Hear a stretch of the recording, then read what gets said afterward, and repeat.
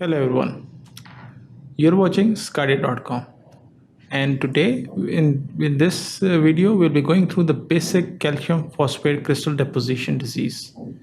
We will be going through the pathology of this disease, what is acute and chronic periarthritis, and what is the treatment of basic calcium phosphate crystal deposition disorder. Coming to the pathology, basic calcium phosphate is usually calcium is very integral part of the bone.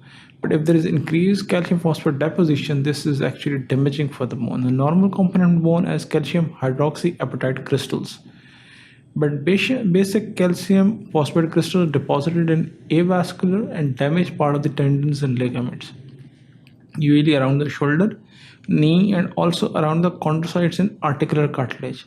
Now, remember, where there is increased amount of movement going on, especially in the shoulder, around the knee and hip, there is quite chances that there is a lot of wear and tear going on. There is maybe micro tears in the ligaments and the tendons, and where these micro tears occur, this is where actually calcium phosphate starts to deposit.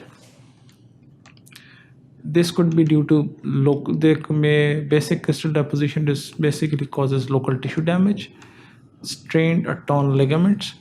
This could be tendon attrition, and there could be cartilage damage or degeneration. Now, this is a classical picture. If you see in this diagram, this X-ray, this is showing left shoulder joint AP view. If you see over here, there is actually a spike which can be appreciated above the humerus, which is extending into the shoulder joint. Normally, these kind of spikes are not present in the normal joint, but if this is a classical presentation of something which is actually calcified over here, and most of the common in these upper limb, especially in the shoulder joint, it is the basic calcium phosphate deposition. What happens if this starts to deposit? They cause arthritis over there. But it's not just the joint which gets involved, the area around the joint also gets involved, and this results in periarthritis due to the deposition of calcium phosphate. Commonest form of BCP crystal deposition disorder is affecting the joint, usually affects the rotator cuff. Now, rotator cuff actually are the four muscles which are helpful in stabilizing the joint and which are actually the dynamic stabilizers of the shoulder joint. These includes suprascapularis, subscapularis, supraspinatus, infraspinatus, and teres minor. Now, over here there is usually the common is supraspinatus, and if this starts to deposit it over here, this may impinge on the supraspinatus, leading into the micro tears and tendinosis and tendinitis of the supraspinatus, and eventually there could be progress to rotator cuff tears.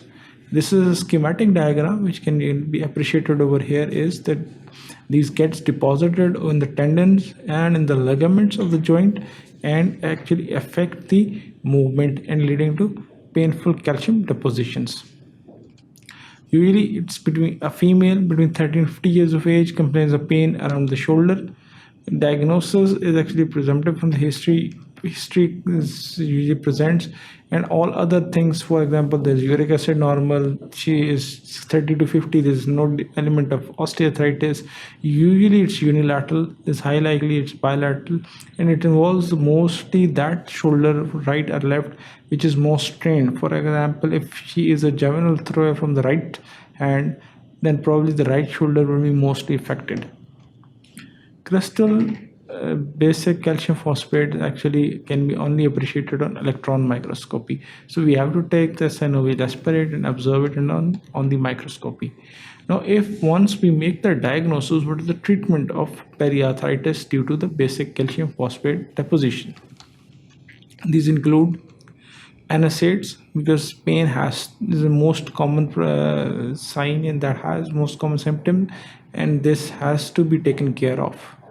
The other is the rest. If the patient's shoulder is swollen and painful and there is increased pain with the range of motion, then the best option is to give it a rest and put it in a sling and for at least 5 to 7 days, and then one has to take care then not to prolong the rest too much, because prolonging would actually further result in stiffness of the shoulder, and shoulder joint stiffness is not something we want. So we have to titrate according to the patient's situation, that yes, we need to give rest to the joint, but not that much that results in a stiffness of the shoulder.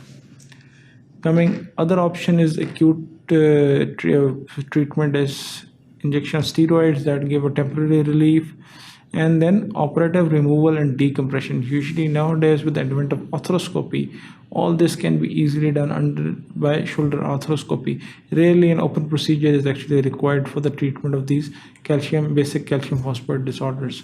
And once surgeon goes in via arthroscopy and removes all the osteophytes and these calcium phosphates, and there may be some kind of tear in the rotator cuff which can also be repaired. And once that is done, later on after rehabilitation, patient can regain normal shoulder very quickly. So it becomes chronic periarthritis. What happens is that actually acute infection may be not that debilitating because it resolves with the rest, but once the deposition continues, there's acute flare-ups, there are multiple episodes which eventually becomes a chronic periarthritis. Now, treatment of chronic periarthritis is slightly difficult because there's increased amount of cartilage destruction and joint destruction which has already taken place. It is actually a destructive form of osteoarthritis affecting the shoulder or the hip, rarely knee, has been described in elderly individual associated with rotator cuff defects and aggregates of basic calcium phosphates in the fluid. Night pain in elderly females. On examination, a large effusion is typically seen. Rupture of the capsule leads to extravasation of blood and synovial fluid. This is an X-ray which shows loss of articular space with little or no sclerosis and osteophyte formation. Now this is showing a shoulder joint. There is no actually complete loss of joint space, as well as if you see it over, there's increased sclerosis, and this is calcification due to deposition of basic calcium phosphate crystals. If you see, this is X-ray of a hip joint, AP view.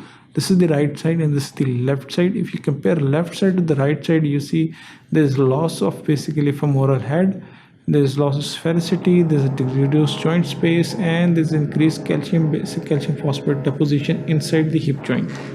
And this can all lead to chronic periarthritis. Similarly, this is actually showing knee joint AP view.